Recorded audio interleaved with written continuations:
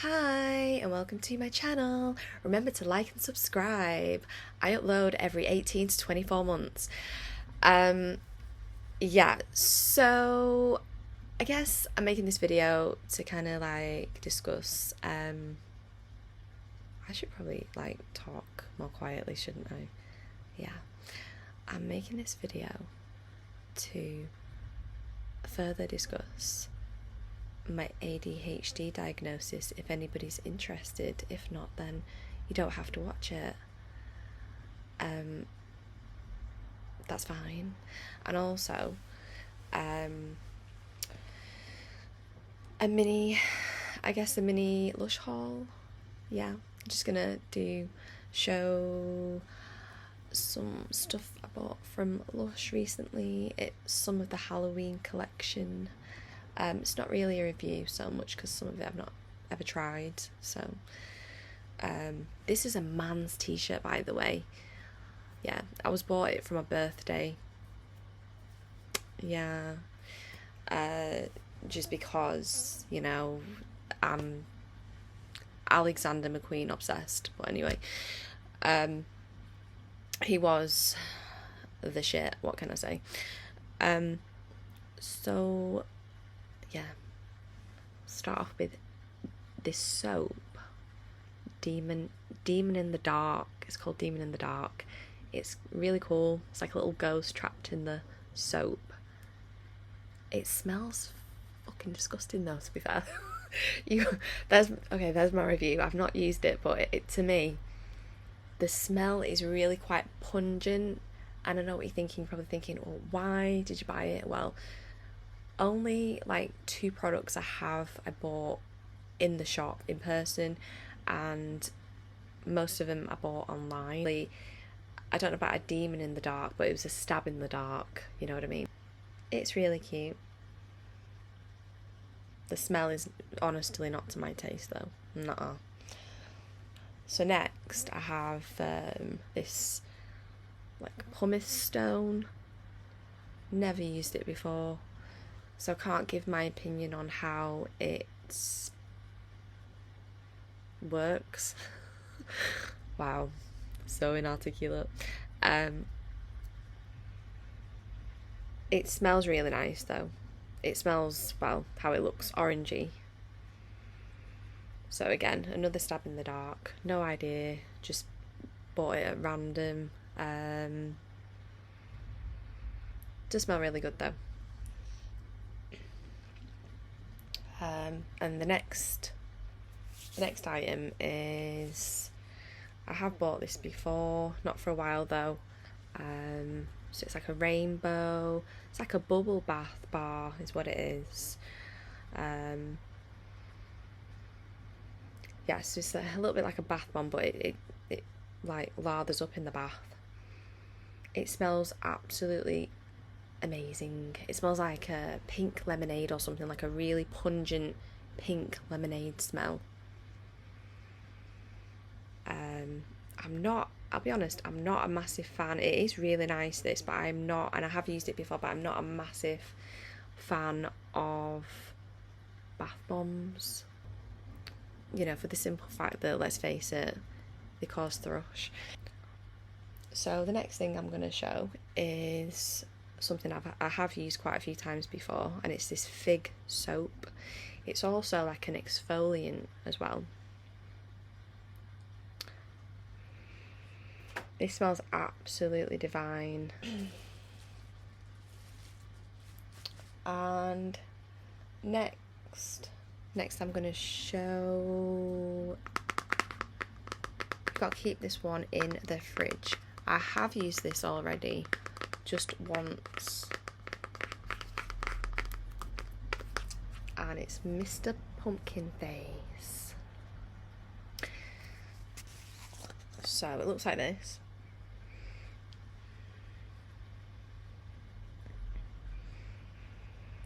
And it smells like, if you are familiar with Terry's chocolate orange at all, that is what it smells like. It is quite nice.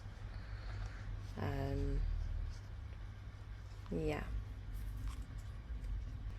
So it's fresh face mask, fresh from the pumpkin patch. We really have put the whole fruit in this vitamin packed mask. So it's a vitamin packed mask. It's quite, when I've used it, it's quite moisturising, so it's quite nice. So yeah, the next one is Lord of Misrule. I've never used this before. It just looked really fun. I like the colours. I'm drawn. If something is cosmetically and aesthetically pleasing to me, like, I can't help myself. So I don't really know what this smells like. It smells like something pink that I've used before. Just like infused with black peppercorns. I'm assuming that's what I'm smelling. Yeah, it's not unpleasant. It's quite a nice scent, really. And last but not least is Toil and Trouble. So this is a body scrub, and it's like a sort of herby smell. This is what it looks like.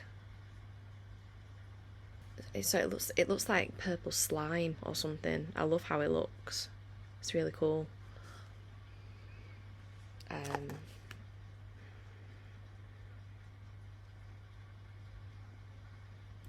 So it's got like sea salt and lavender in it, and peppermint.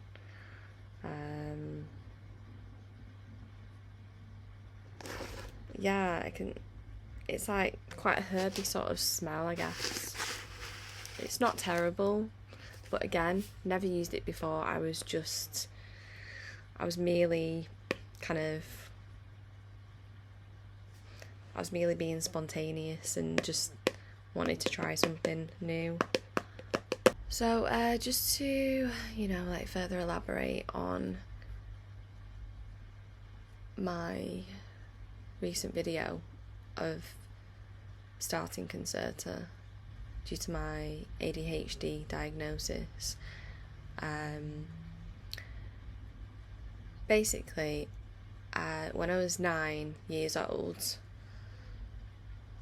I was put on Ritalin because it was suspected that I had ADHD, but I was never officially diagnosed. I don't even know, I can't even remember the side effects. I mean, we're talking like, I don't want to give away my age exactly, but it wasn't far from 3 decades ago. I'll just say that. Not quite 3 decades ago, but not far. So I was 9 years of age, maybe even 9.5 at the time. And I just remember when I was at school, I was being told that, you're not concentrating, you're not focusing, you're always sort of looking out of the window, and when you're asked to do something, you just sort of never follow it through, kind of thing. And it was that kind of thing. And later on, when I was like 15, I was even given speech therapy. I don't know why. I know it sounds a little bit strange, not because I had a problem with my speech, but because they were basically insinuating that I wasn't quite understanding what other people were saying to me. Again, it was this being asked to do something and then not following it through, and just this inattentiveness. So just over 6.5 years ago, I through a psychiatrist, I decided to be assessed again as an adult. And I saw this guy who claimed to be an expert in attention deficit hyperactivity disorder, and he assessed me over 2 different appointments, in person, obviously, and he came to the conclusion that he thought I had more autistic traits than I had ADHD traits. So he said, whilst there's some traits there, a few traits here and there, he was reluctant to give me the diagnosis. Now this didn't sit right with me, and I thought, it just didn't feel right to me. I wasn't in agreement with his verdict and what he came up with at all. He came to the conclusion at the time that because I've been through a lot of trauma when I was younger in particular, that this was the main reason for why I was lacking in being attentive and what have you.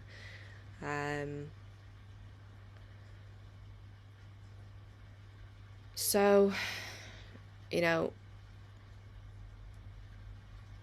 years later, I then got onto my general practitioner about this, because it was just eating away at me. I was thinking, I can't just accept what this person said to me. I'm not in agreement with him at all. So my general practitioner then referred me to see a psychiatrist who specialised in attention deficit hyperactivity disorder. So I was waiting about 7 months initially, and then a further 3 months. So it's not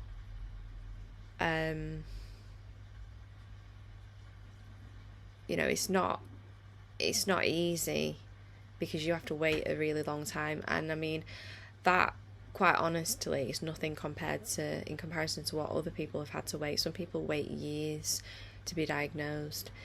And I think perhaps because there'd been intervention, past tense, I wasn't waiting as long as other people. So they kind of, I'm thinking they possibly looked into, I've been through this process before, and it's been suspected as a child, so this person must be kind of pushing for this diagnosis for a reason. So on the second assessment with a psychiatrist, I was officially diagnosed with inattentive. Well, they call it, a lot of people kind of abbreviate it and say ADD, but it's actually ADHD. That's the official diagnosis in the DSM-5. So yeah, I was really glad to get that diagnosis, and I'll just sort of delve into a little bit of how it affects me, me personally, on a personal level, because of course everybody's different. I also do have a diagnosis of autism spectrum disorder level 1. So generally speaking, I struggle with being organised. I'm extremely disorganised. And I constantly misplace things. I procrastinate. I might think I want to do this or that and have an idea to do different things.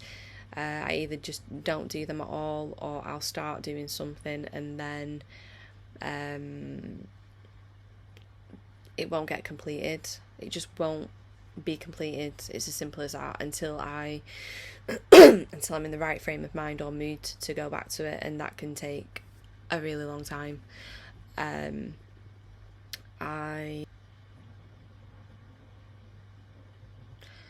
I struggle with decision making. I really do become very overwhelmed with being asked to make a decision between something and something else. I often go into freeze mode.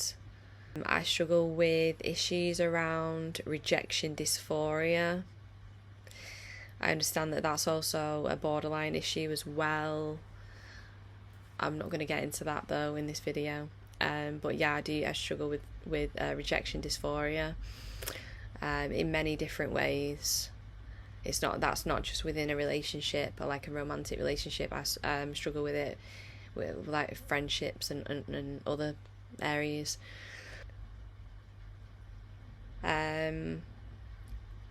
So my timekeeping is not too bad. That's something that's improved. My punctuality has definitely improved over the years.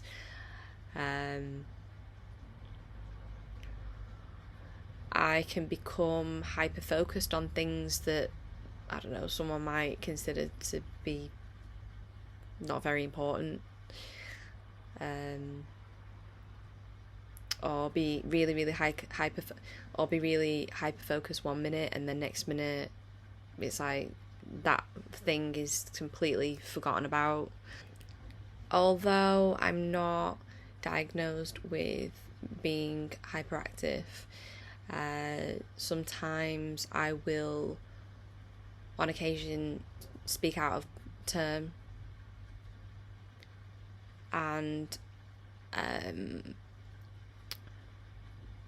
if I have to get something out and I feel as though I'm going to forget it, I will kind of jump in and say XYZ, whatever, and go off on a bit of it. Sometimes I go off on a bit of a tangent, and I also digress a lot when I'm talking. That's something I have noticed as well. So I get so I become quite irritable also.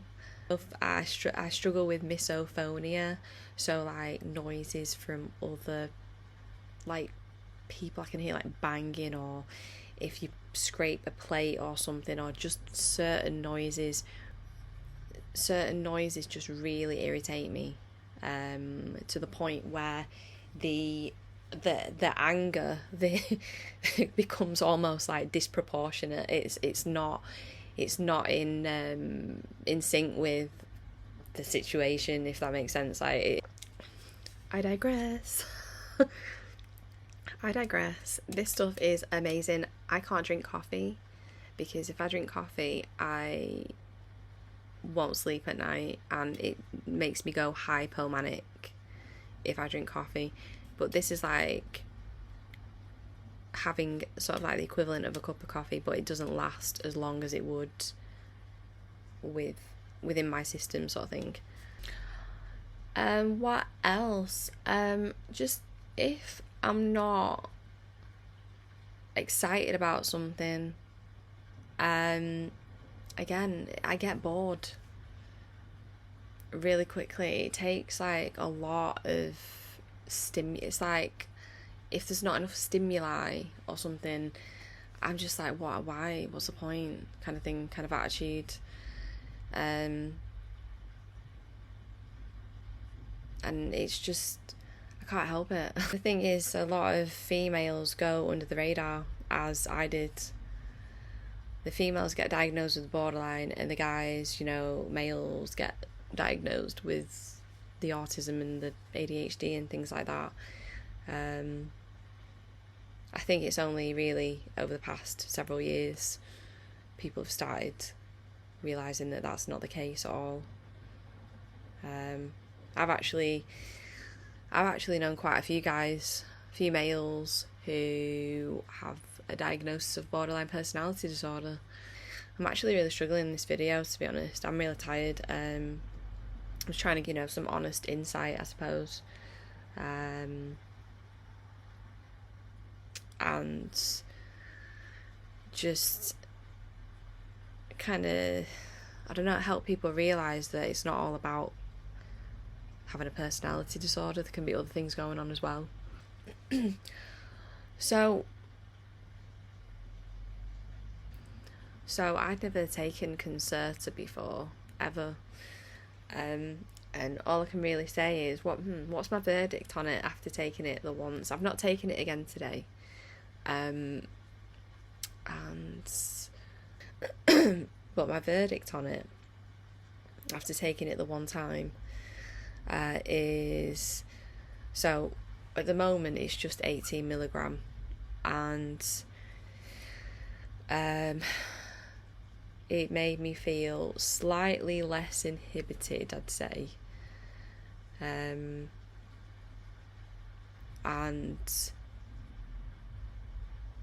yeah, all I'm gonna say is, all I'm gonna say is, if a guy was to take it and he had erectile dysfunction problems, he probably wouldn't have them anymore, because it kind of it kind of increases your libido a little bit, but it's kind of painful though. Yeah, that's all I'm going to say about that. So it's not necessarily a good thing. And it made me feel really, really, really cold. Like the heating was on and everything, and I was freezing. And I've got issues with like low blood pressure as it is, and this made me so cold. And I had like tingling in my arms and legs and everything. It made me feel a little bit dizzy and, a bit strange. And then today, obviously, I haven't taken it, and I feel really depressed today, like really, really depressed. So I don't really want to die of a heart attack. I could think of many ways to go, but I mean, if it happens to be that way, then that, okay. But it's not my preference.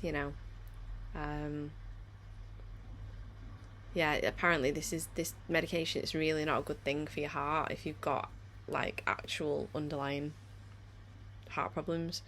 Definitely not to take it like long term.